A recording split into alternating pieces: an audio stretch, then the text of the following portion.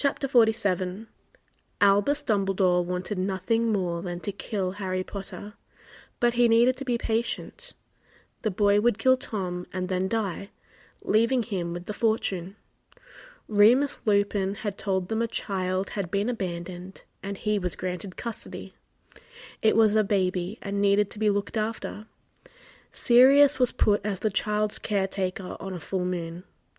The Lord Black was getting harder to control. The potions could only do so much, and even then it was not working as well.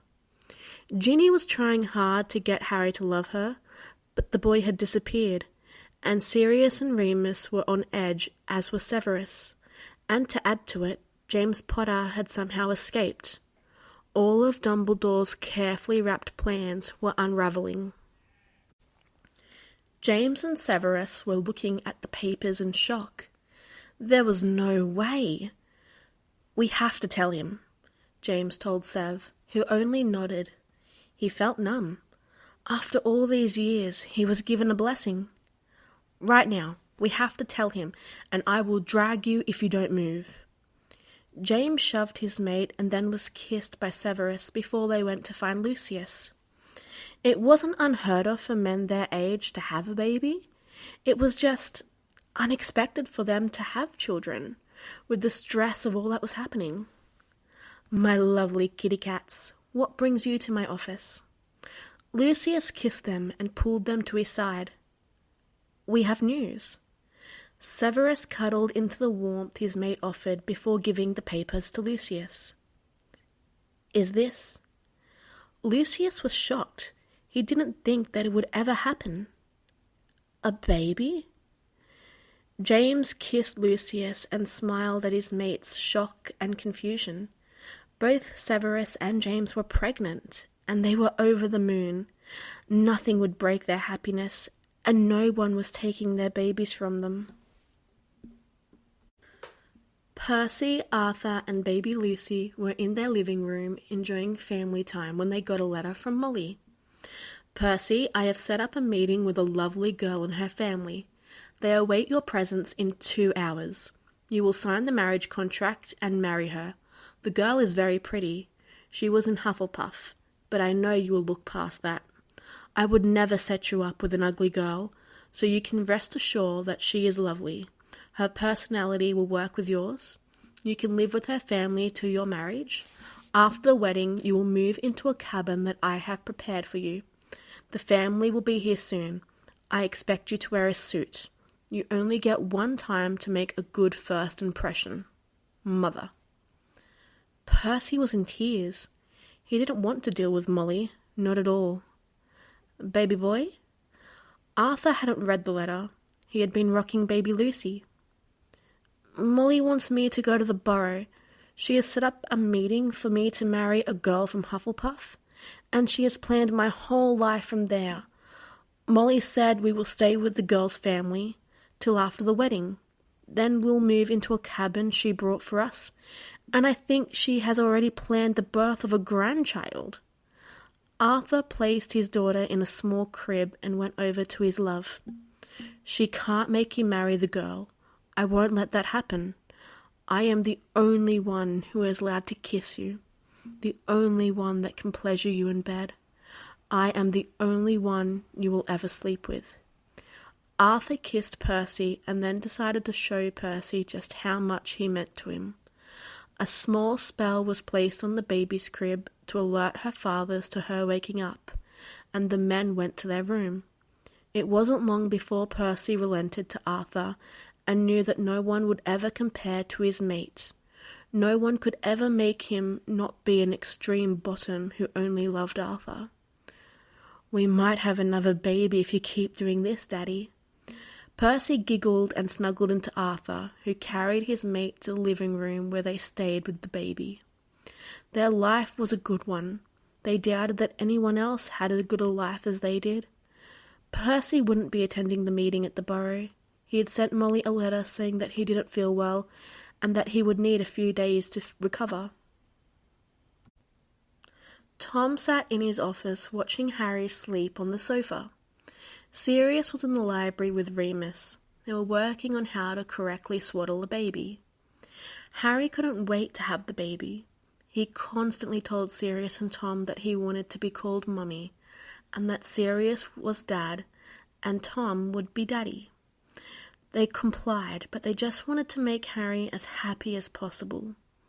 Harry had complained about his back hurting or being fat, and he sometimes cried about Sirius and Tom leaving him behind because he was fat and ugly.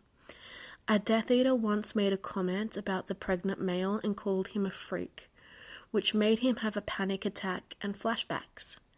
The Death Eater was thrown into the dungeons and would be used for Harry to practice some really dark spells on.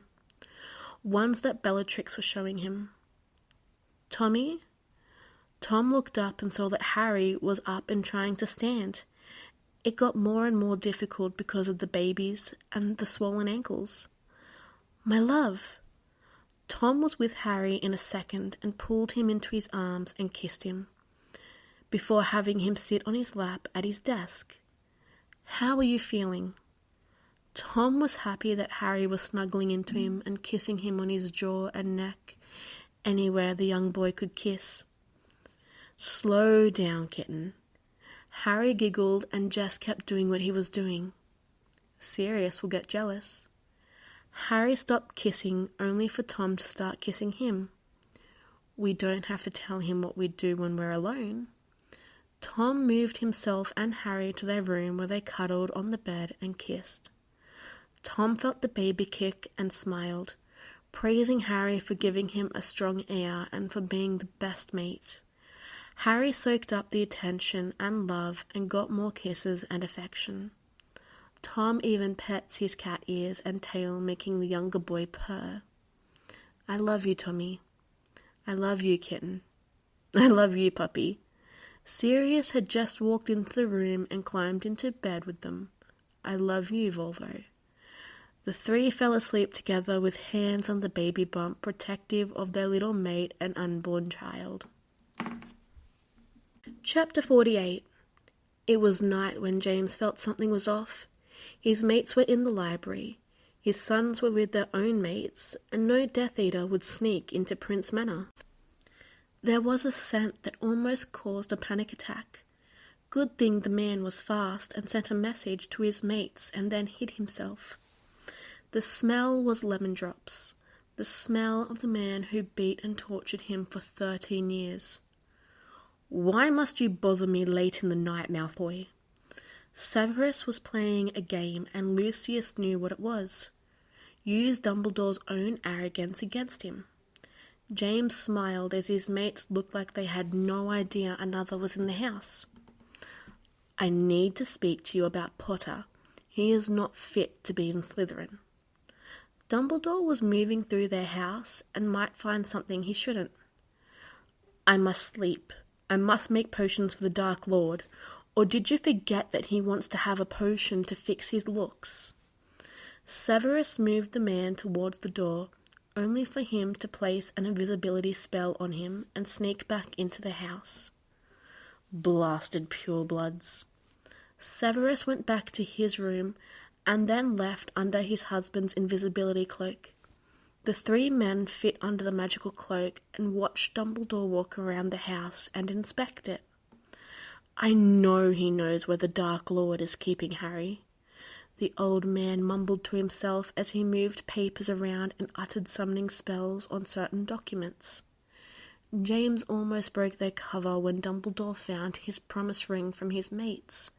The old fool pocketed the ring and kept looking for things. It went from looking for Harry's whereabouts to stealing jewellery and other things that Severus had laying around his house. James's promise ring, diamond choker, small potion kit, and even his favourite cat toy. Albus stole them and then kept taking things.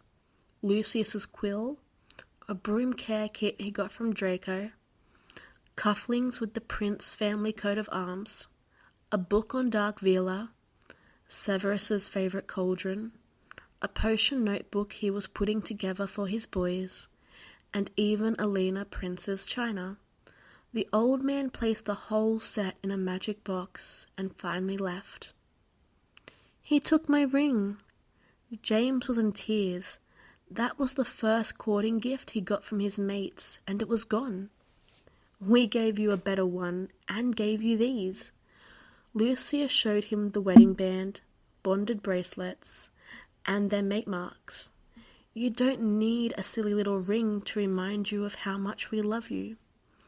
James was being cuddled by his mates who fell for the whole I need to be comforted by my mates act.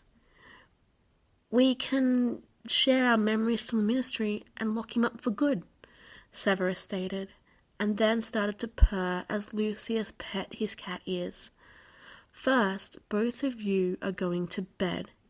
Lucius picked up his little kittens, and once they were safe in his arms, he fell into a blissful sleep.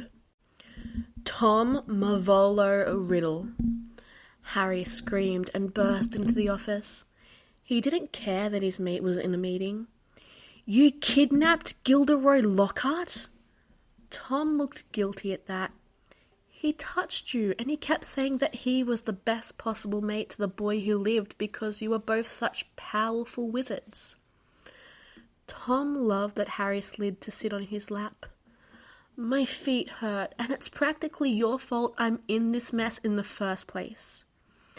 Harry was irritated and pregnant, and still felt like his mates could do better. You look absolutely delicious. Tom nibbled his mate's neck. The meeting had been finished the minute his mate called his name. Now, we have more entertainment for meetings, more targets for you. Harry giggled and then left to find his Padfoot. Padfoot! Harry saw the man in the library reading a book about dark arts while eating a bowl of fruits. Is something wrong, pup? Sirius got up and pulled Harry into his arms and started to massage his feet and placed a heating charm on the pillow he placed behind the pregnant teen. I feel fat and uncomfortable. I just want this baby out of me. I can't wait to be a mummy. Harry snuggled closer to the unborn child and moaned slightly as the pressure in his feet eased and his back started to feel better. You need to relax more and let us take care of you. Sirius gave Harry a sweet, slow kiss. My mates, I have an announcement. Tom came in the room carrying a bag full of all the candy bars from the Muggle gas station close to Riddle Manor. For my loves, I have brought you these, and yes, my love, I wore glamours. Tom kissed Harry, who hated when people flirted with his mates. Did someone flirt with you? Harry snuggled into the arms of his mates and munched on a Twix. One Muggle girl, and she is currently in a police station sprouting all of her sins and misdeeds. Sirius smiled and fed Tom some grapes. I hope you know that you are too irresistible no matter what glamour you wear. You like this or a snake man, we would let you fuck us into the mattress. Sirius was given a hot kiss from his mate, and that got Harry all horny. It was a long day once they got started. I love you, my mates. Harry snuggled into his mates' loving warmth and the scent of their love and dominance. Good night, kitten. Good night, pup. Good night, puppy. Good night, Volvo. They all slept together. They were staying close to their little kitten and baby. Tom watched his mates sleep in peace and smiled knowing he was the one they felt comfortable enough with to sleep.